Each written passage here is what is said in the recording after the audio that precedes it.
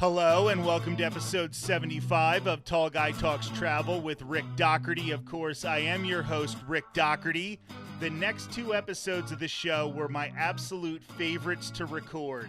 Regular co-hosts Marissa from Chicago and Sarah Says will be joining me to compete against each other in a game of Disney trivia, with me serving as the proverbial Alex Trebek.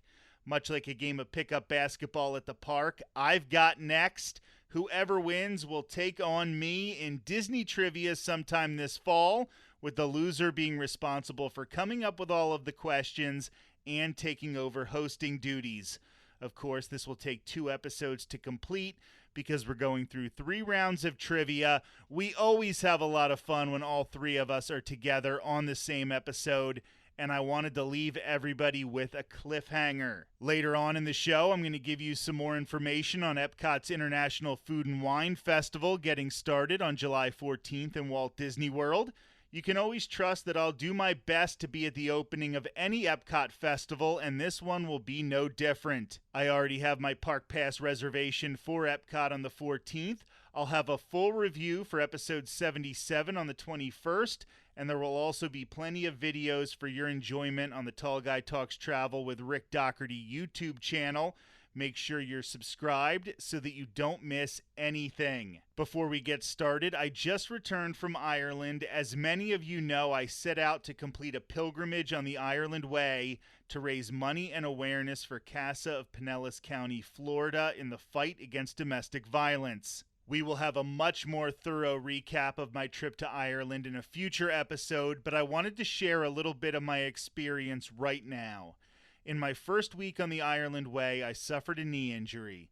The first leg of the trail is very mountainous and the ground can be muddy. My knee got stuck in some mud and my weight continued moving forward. Long story short, by the time I let my knee heal, I was not going to have time to finish the Ireland Way. Instead of quitting, I changed course literally. The Ireland Way went south to north, completing the height of the island, so I decided to find one that was flatter and went from west to east. This was able to be a little gentler on my knee, but I was still able to walk across Ireland. Well, I completed Ireland's National Famine Way, which follows the route many of the country's poor citizens were forced to take during the Great Potato Famine of the 1840s. If you live in the United States or Australia and have Irish heritage, it is very likely that you have ancestors who were forced to walk this same path to find a better life. I'm so proud of myself that I didn't just quit when I was faced with an obstacle like that. Literally, I was flipping through trails on the Hiker app at a campground to find one that would be a decent distance but wouldn't force me to test my knees too much in the mountains. I feel like symbolically the National Famine Way was so much more appropriate when raising money and awareness in the fight against domestic violence, because so many Irish were forced to flee a bad situation, a bad home life, because they couldn't get any food. Well, now we have so many women and children who are forced to flee bad home situations. They are just looking for a better life. There have already been videos on the Tall Guy Talks Travel with Rick Doherty YouTube page from my trip to Ireland, and I'm going to really try to learn some video editing to put together some vlogs from the trail to air over the next few months. Our goal is to continue the fundraising for CASA of Pinellas County through the end of October, because that's Domestic Violence Awareness Month. I'll be sharing more about the pilgrimage itself, doing other hikes and events to raise money, and just asking for donations. The most recent thing I did was earlier this week. On my first day back in the theme parks, I decided to try to do something at 6 different theme parks in the same day. I started the day off at Magic Kingdom and Walt Disney World before heading to Universal Orlando Resort for Universal Studios Florida and Islands of Adventure. After that, I hopped back over to Walt Disney World for Disney's Animal Kingdom, Disney's Hollywood Studios, and finally Epcot.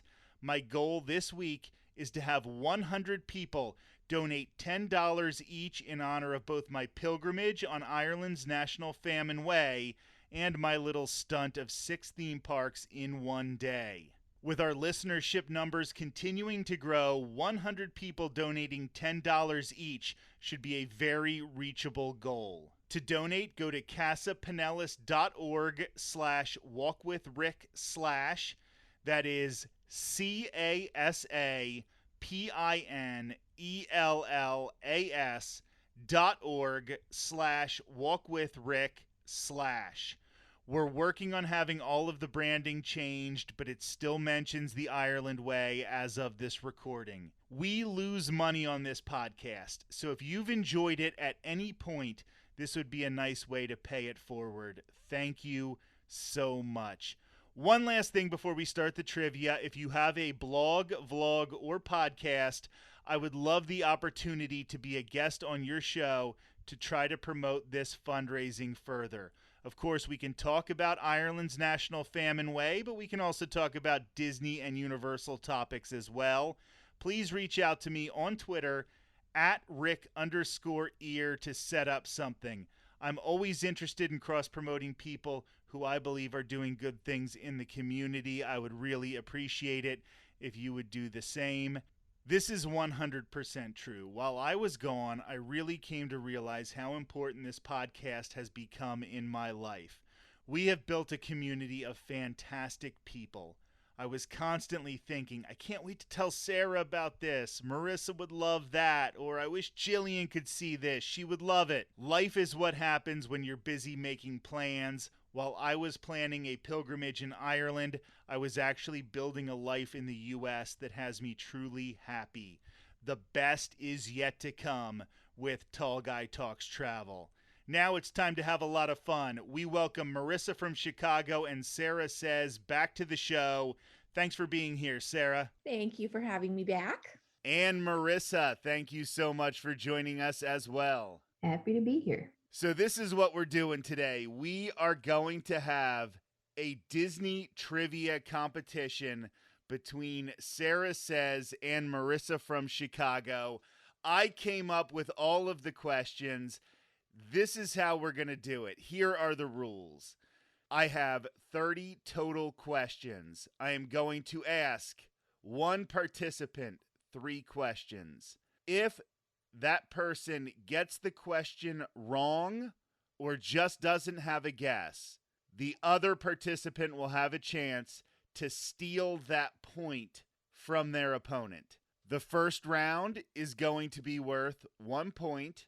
The second round, 2 points, and so on through the 5th round, which will be worth 5 points per question. This is just making sure that as we go along, nobody gets too big of a lead because they can still come back and make up any deficit. I have no idea how this is going to go because it's hard to think of who is going to know what answers. It's kind of hard to do this kind of thing when you're trying to keep everybody in the game here. So we're not trying to have any sort of disadvantage, or I can't be accused of any sort of bias. I already have the questions figured out, and we're going to flip a Disney pin to see who gets to go first. So I have a Sebastian pin. It is from apparently some sort of Zodiac series because it is a Cancer pin. Cancer being the crab, and I am a Cancer. I was born on June 30th. So, Marissa, I'm going to let you call it heads or tails. Tails. It is tails. So you are going to go first. I don't know if that was the right call. I know, I'm like, ooh, I just feel a little bit of a weight lifted off. Yeah. Wait a minute. All right, here we go. Question number 1. Who voices DJ Rex at Oga's Cantina in Star Wars Galaxy's Edge? Oh, we're off to a great start because I have absolutely no idea. So, my guess, because I don't know, is going to be based off of what I watched yesterday. So I'm just going to say Ewan McGregor. That would be awesome if it was him. Right? No, it's not. I can dream.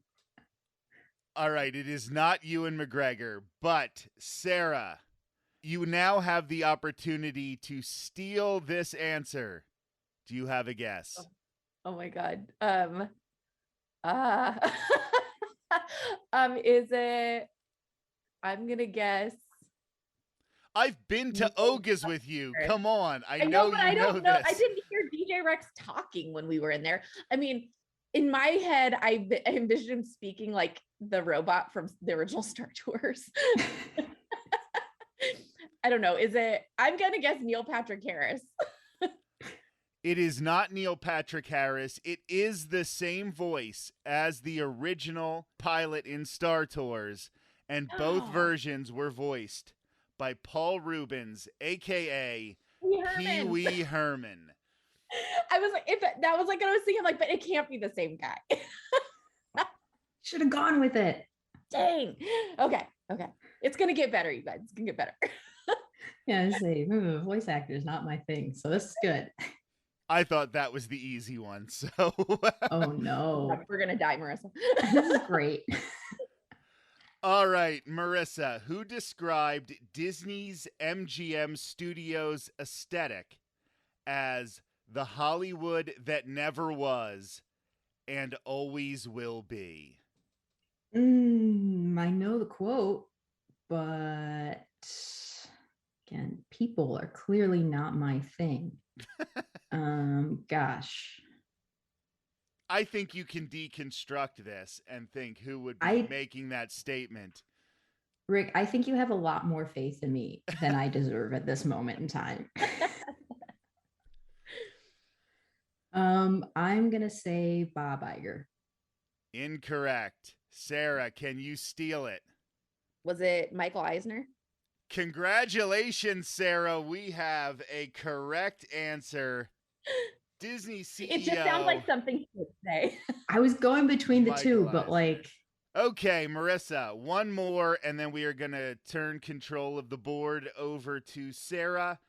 What is the name of the model train Walt Disney had built in his backyard, which is also the name of a special room at Disney's Wilderness Lodge Resort? Glad I didn't get this one. Oh my God. Oh no, this is going to drive me nuts. I know this. I've been there. Oh. I know you've been there because I literally told you you had to go there when you were staying there. I know when I went and I read all the train pictures and I looked at all the stuff and I was like, oh my God, this is so cool. But that was in October and it's May. Oh, is it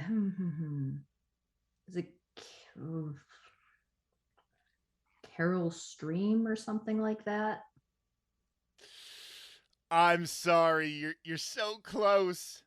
Sarah. I have no idea. I'm not even gonna try. Carolwood Pacific. Oh, you were so close. It got half of it. Yeah, does that count? Yeah, like half a point.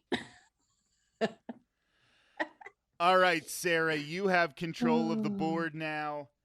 What is the only attraction at Epcot in Walt Disney World that has not been adapted since opening day on October 1st, 1982? Oh my gosh. I'm trying to think of all the attractions at Epcot. Is it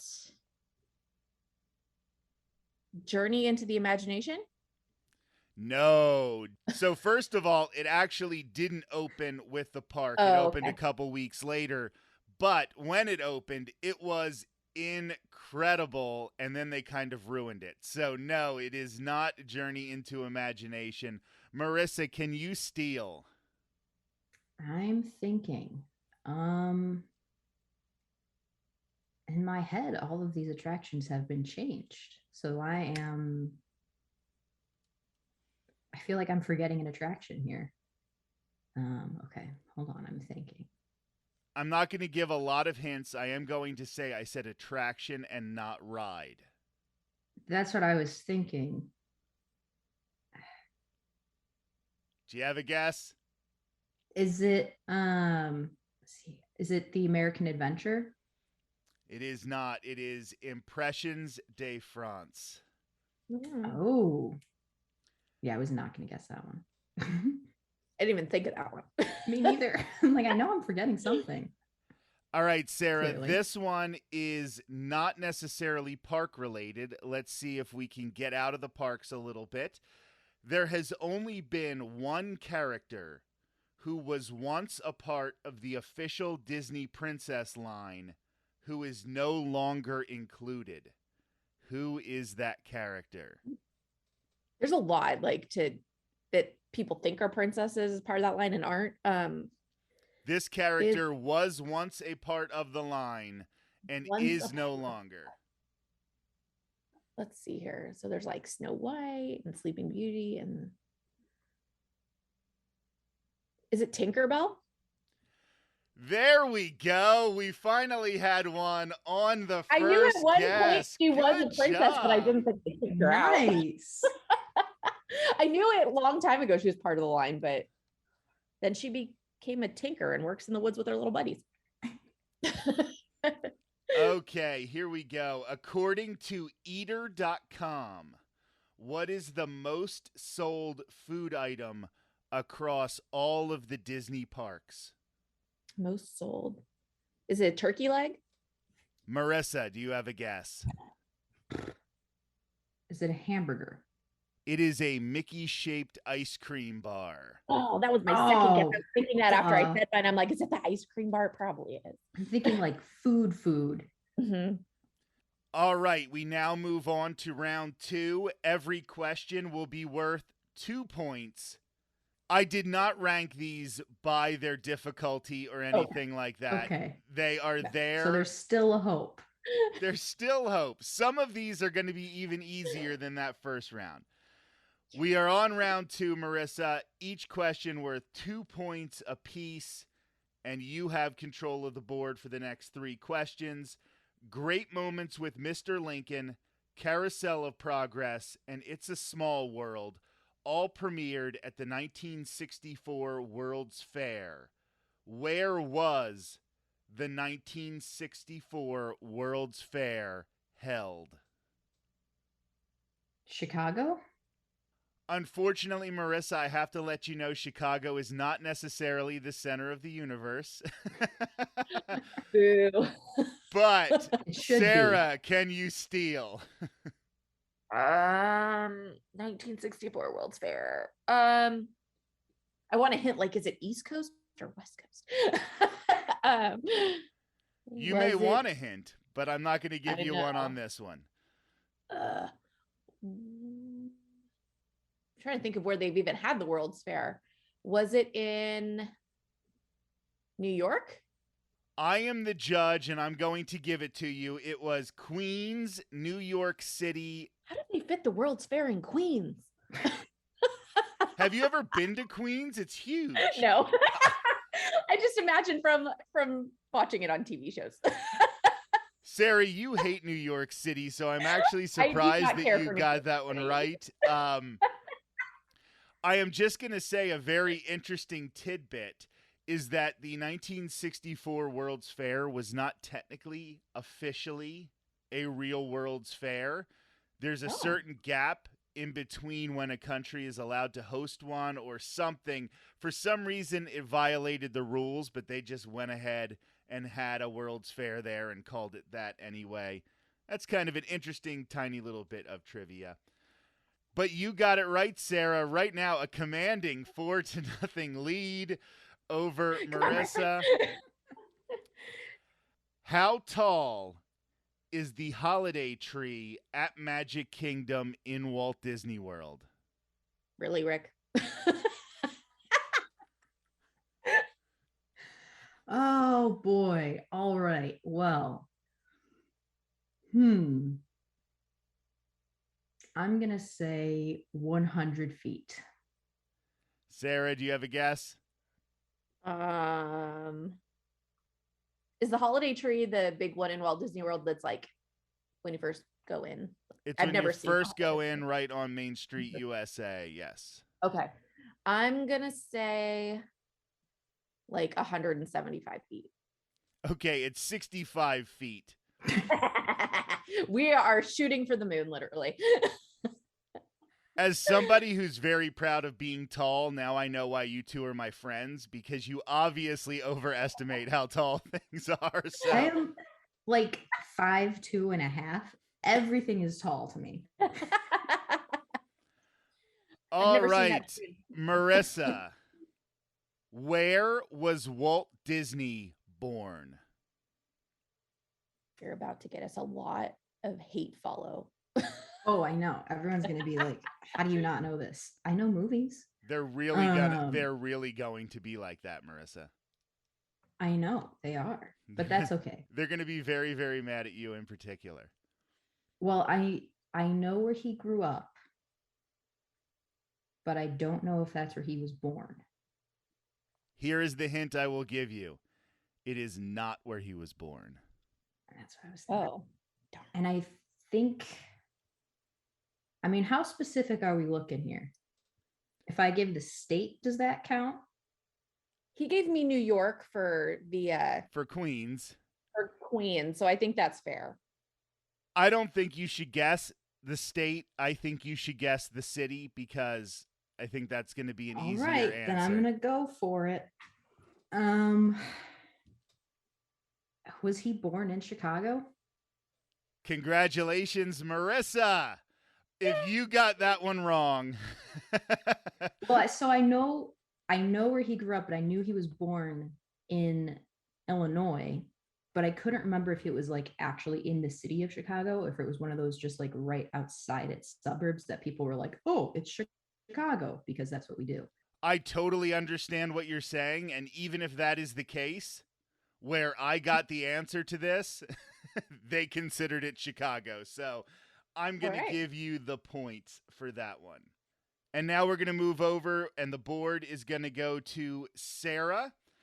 And I'm going to let you know that I created some of these questions with somebody in mind, but I knew that I would flip the pin just so everything would be fair. And this one was not intended for you. So let's see. No. Wow, that was such a buildup just to just crush you right down. I know. I'm like, oh man. Like, oh, perfect. Walt Disney and Salvador Dali worked together on an animated film, and one of the Walt Disney World resort hotels pays tribute to the collaboration. Can you name that film? And if you name the section of the Walt Disney World resort, the film title is in it, and I'll count that. I'm not gonna lie, I just am gonna give this one to Marissa because I have absolutely no idea. Because hopefully Marissa knows, because I'm like crickets. Oh, I know I should know it because I know I've heard this before. You very much should know it. I know, and I am, hold on, okay. I know I'm drawing a blank. I want to give a hint, but if I give you a hint and you get it right, you tie, so I can't give you a hint. Yeah, no, don't give me a hint. Oh, I know this, and I know I'm drawing complete blank on it. Is it, I know this won't count, but is it the, oh my God, why can't I think of the name? Is it the lounge at the Wilderness Lodge? Because that's the only thing I'm thinking of. Not Geyser Point, the other one, the name that I can't remember. It is Destino from Grand Destino Tower at Coronado Springs, where Marissa stayed just 2 short visits ago at Walt Disney World. To be fair, I was not in the tower. That was too fancy for me. Sarah, what future president was at the grand opening of Disneyland on July 17th, 1955? Future president. Hold on, let me think for a minute. I don't think I know this. Future president, 1955. Were they a child? They were not a child. Okay, that's why I'm like thinking, I'm like, would they have been a kid? Because then that's not fair. It's a good question. Future president, was it Kennedy? It was not. Marissa, do you know the answer? I have no clue. So the first day of Disneyland was actually covered on television. Therefore, they needed a television I know host who it is. who could be part of it, and that was Ronald Reagan, Ronald Reagan. who was at the first day of Disneyland. That's right. I was thinking like they're in an official like government type thing, but Yeah, no. I was thinking Yeah, like it's right. oh, Dang it. partnered with, like big deal type thing and not. Yeah. That's right. Dang. Sarah, there are 6 Disney resorts throughout the world: California and Florida in the United States, Paris in France, Tokyo in Japan, and Hong Kong and Shanghai in China. There is one ride that appears in all 6. What one is it? Oh, 6. Is it Big Thunder Mountain? Marissa, can you steal?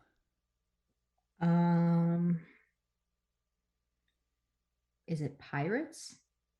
Dumbo the Flying Elephants. Oh, Really? really? That doesn't seem like a good enough attraction to be everywhere.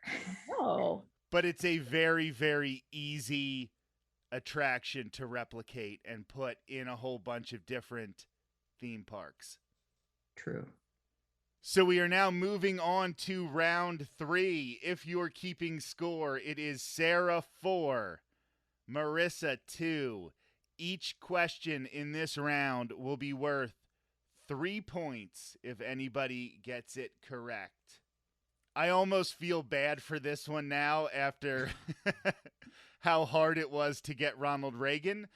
But what world leader was prevented from entering Disneyland on September 19th, 1959? Oh. Prevented from entering? During an official tour of the United States, this world leader was prevented from entering Disneyland on September 19th, 1959. Holy cow. I have the country. what? Does it count if we just say the leader of a specific country? Yeah, how vague are we getting? No, I do not know, but I think Sarah might. So I don't. I'll tell you what, Marissa, that Sarah, you might have hurt yourself. If you guess the country, I'll give it to you. No, that's fine. I mean, just was thinking because I think I know the country, but I don't even know. I don't even know what country to go for. All right. Sarah, can you steal it? Maybe. Was it the leader of Russia? Okay, this is hard because you already got me to make an exception and let you say the country. So I don't know if I can give it to you for Russia when it was the Soviet Union. It was Nikita Khrushchev. So because I knew it was like during the Cold War, so it was like I was like, oh, but I didn't remember his name. I just remember I was like, oh, I mean, today Russia. You don't have to give it to me. I'm going 4-2. Like It's still 4-2. Okay. No, that's fine. I just was like, I know it's, but I don't know his name. It would have been a stretch to give it to Sarah, and she would have had a commanding lead if she got it. So I think we're going to rule on the side of not doing that. I agree with that. Marissa, adjusted for inflation, what is the highest grossing Disney animated movie of all time? That's...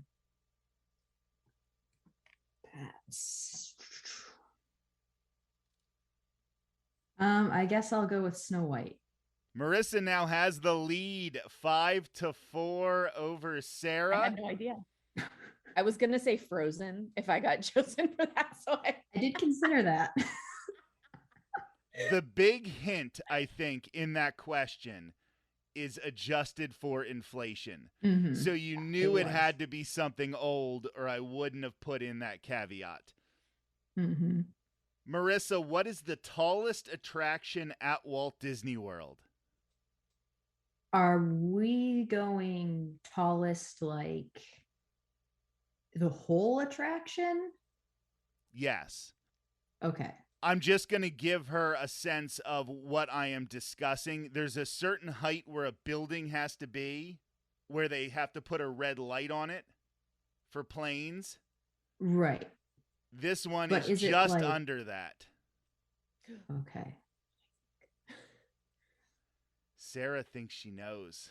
Sarah does think she knows. And I have a question. So it's not like the attraction is I